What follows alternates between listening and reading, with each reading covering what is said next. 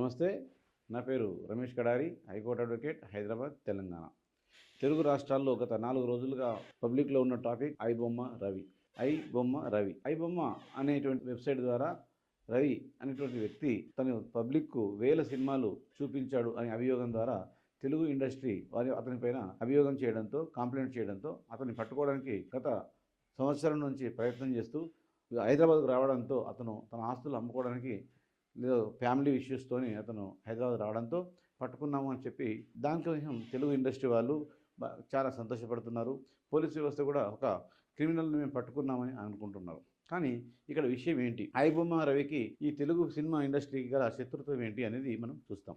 ఇక్కడ ఐబొమ్మ రవి అతను ఇప్పుడు మన ఇండియాలో కాకుండా ఫారెన్ దేశస్తుగా మారాడు. అంటే అక్కడ కలేజియన్ దీవులలో నివసిస్తూ అతను సౌత్ ఆఫ్రికా అతని యొక్క సిటిజన్షిప్ తీసుకున్నాడు, అంటే ఇండియన్ సిటిజన్ వదులుకున్నాడు. అతని పైన పెట్టినటువంటి సెక్షన్స్ ఏమున్నాయి, అతనికి ఇప్పుడు ప్రస్తుతానికైతే అతను 1292 అనేటువంటి క్రైమ్ నెంబర్ ద్వారా అతన్ని అరెస్ట్ చేయడం జరిగింది. సో అతని యొక్క ఇంటి దగ్గరనే అతన్ని అరెస్ట్ చేయడం జరిగింది, crime number 1292. So Cyberabad police station వాళ్ళు ఆఫ్ 2025. ఈ అందులో ఉన్నటువంటి సెక్షన్స్ ఏం పెట్టారు, ఐటీ యాక్ట్స్ పెట్టారు. IT act 66C, IT act 66E వీటి మీద పెట్టారు. అంటే ఈ యొక్క ఇన్ఫర్మేషన్ అనేది ఐటీ యాక్ట్ అంటే ఈ యొక్క ఎలక్ట్రానిక్ మీడియా ద్వారా ఇన్ఫర్మేషన్ని ట్రాప్ చేసి చేయడం, దానివల్ల ఐటీ యొక్క ఇన్ఫర్మేషన్ ద్వారా చేశాడనే ఉద్దేశంతో ఐటీ యాక్ట్ కూడా పెట్టారు. అంతేకాకుండా అతనిపైన 318 Class 4 పెట్టారు. అంటే ఇది చీటింగ్ కింద, మోసం కింద, ఎలక్ట్రానిక్ మోసంగా కూడా పెట్టారు. 63 పెట్టారు. 63 అనేది ఏంటంటే ఈ యొక్క పైరసీ సినిమాలను చేశాడనే ఉద్దేశంతో పెట్టారు. ఈ సెక్షన్స్ అన్ని కూడా ఏం తెలియజేస్తున్నాయి, ఈ సెక్షన్స్ అన్ని కూడా బిలో 7 years పనిష్మెంట్ సెక్షన్సే ఉన్నాయి. అంటే ఇందులో అతను చేసింది దేశద్రోహము, అతను ఏదో మర్డర్ లాంటి కేసులు కాదు, రేప్ లాంటి కేసులు కాదు. ఈ సెక్షన్స్ అన్ని కూడా బిలో 7 years ఉన్నాయి. అంటే దాదాపు up to 3 years plus fine, ₹1,00,000 వరకు ఫైన్ ఐటీ కింద. అలాగే పైరసీ కింద కూడా అప్ టు 3 years, ₹2,00,000 వరకు ఫైన్. ఇలాంటి సెక్షన్లు మాత్రమే అతను అరెస్ట్ చేయడం జరిగింది. ఇప్పుడు అతనికి బెయిల్ వస్తుందా రాదా? సో బెయిల్ అనేది ఖచ్చితంగా ఒక ఈచ్ అండ్ ఎవ్రీ పర్సన్కి బెయిల్ అనేది ఒక ప్రొవిజన్, లీగల్గా ఉన్నటువంటి ప్రొవిజన్ ఏంటంటే బెయిల్ కంపల్సరీ రావాల్సిందే. అందువల్ల అతను 14 days ఇప్పుడు రిమైండ్ చేశారు కాబట్టి త్వరలో బెయిల్ వచ్చే అవకాశం కూడా ఉన్నది. ఇక్కడ అతను చేసినట్టు తప్పేంటి, మరి పబ్లిక్ ఇంత స్పందన ఎందుకు వస్తుంది? ఈ యొక్క సినిమా దృష్టిలో 20,000 కోట్ల వరకు అతను మాకు నష్టం చేశాడు అని చెప్పి వాళ్ళు సినిమా ఇండస్ట్రీ వాళ్ళు చెప్తున్నారు. సినిమా ఇండస్ట్రీ వాళ్ళు చెప్పిన దాని ప్రకారంగా 20,000 కోట్ల వరకు నష్టం చేశారు అన్నప్పుడు అది వాళ్ళు దీని ద్వారా ఎంత నష్టం చేశారనేది కూడా చూపించాల్సిన బర్డెన్ ఆఫ్ ప్రూఫ్ కూడా ఆ సినిమా ఇండస్ట్రీ పైనే ఉంటుంది. అంతేకాకుండా ఇతను ఛాలెంజ్ చేయడం అనేది ఒకటి మైనస్ పాయింట్. పోలీసు వాళ్ళకు ఛాలెంజ్ చేశారు అందుకే మేము పట్టుకున్నాము అనుకుంటాం. ఇప్పుడు సైబర్ క్రైమ్స్లో రోజుకు కొన్ని వేల సైబర్ క్రైమ్స్ జరుగుతూ ఉన్నాయి. మరి ఈ అన్ని సైబర్ క్రైమ్స్ లేని ఒక్క ఐబొమ్మ రవి కేసు పైన ఇంత సీరియస్గా ఎందుకు వచ్చిందంటే ఒకటి ఛాలెంజ్ చేయడము, సినిమా ఇండస్ట్రీ వాళ్ళు ఇతన్ని టార్గెట్ పెట్టుకొని కమిషనర్ కలవడం ద్వారా ఇష్యూ అయింది. అంతేగాని ఈ ఇష్యూ అనేది పెద్ద ఇష్యూ అనేది కాదు. ఇంతలాంటి కేసులు చాలా చాలా ఉన్నాయి. దీన్ని పబ్లిక్లో ఇంత ఇష్యూ చేయడానికి కారణం ఏంటంటే ఐబొమ్మ రవికి పబ్లిక్ మద్దతు రావడం. ఐబొమ్మ రవికి పబ్లిక్ ఏ విధంగా మద్దతు వస్తుందంటే ఐబొమ్మ పైన అతని యొక్క అభియోగం ఏంటిది, వేల సినిమాలు, అంటే ఈ యొక్క వీడియోలో రాగానే నెక్స్ట్ డేనే కంపల్సరీ అతనికి అందరి మొబైల్లో సినిమాలు రావడం, అంటే అందరికి ఫ్రీగా సినిమా చూపిస్తున్నాడు, దానివల్ల మాకు నష్టం జరుగుతుంది అనే అభియోగం వల్ల అతను, అంటే ఇప్పుడు ఈ యొక్క వేల సినిమాలు చూపించడం అనేది పబ్లిక్ సినిమా చూపించడం అనేది అతని యొక్క పర్సనల్ టార్గెట్ కాదు, అతని యొక్క పర్సనల్ ఆదాయం కాదు. దానివల్ల పర్సనల్ యొక్క క్రిమినల్ కస్పసి లేదు, అందులో సర్వీస్ చేసే గుణం ఉంది. అంటే అందువల్ల ఈ దృష్టితో కూడా ఆ యొక్క పనిష్మెంట్ అనేది తగ్గే అవకాశం ఉంటుంది. కానీ ఇక్కడ నష్టం జరుగుతుంది ఎవరికి, కొంతమంది పబ్లిక్కే జరుగుతుంది. అంటే ఇంతకుముందు పెద్దందారులను పేదవాళ్ళకు మోసం చేసేవాళ్ళు, అంటే ఇప్పుడు ఉన్నటువంటి సినిమా ఇండస్ట్రీ వాళ్ళు కూడా కొన్ని ఫ్యామిలీస్ మాత్రమే బాగుపడాలనే ఉద్దేశంతో సినిమా రేట్ల టికెట్ రేట్లను ₹100 నుంచి 500, 200, 1000, 2000 వరకు కూడా కొన్ని సందర్భాల్లో పెంచుకుంటూ పోవడము. సినిమాలకు వెళ్ళే పరిస్థితుల్లో పేదవాడు సినిమాకి వెళ్ళే పరిస్థితుల్లో లేడు.